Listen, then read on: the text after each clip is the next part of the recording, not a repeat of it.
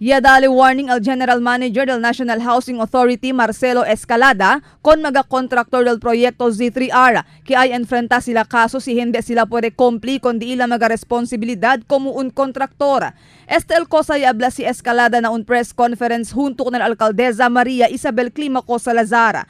Según con Escalada, debe ya pasar na propio subasta el un kontraktor antes puede man award con el proyecto. Importante según que ta puede cumplir el un kontraktor con el timeline del proyecto y de calidad el di ila mga proyecto. Taman discourage también según sila con mga kontraktor agara mucho proyecto, especialmente si no hay bastante fondo, trabajador y equipo.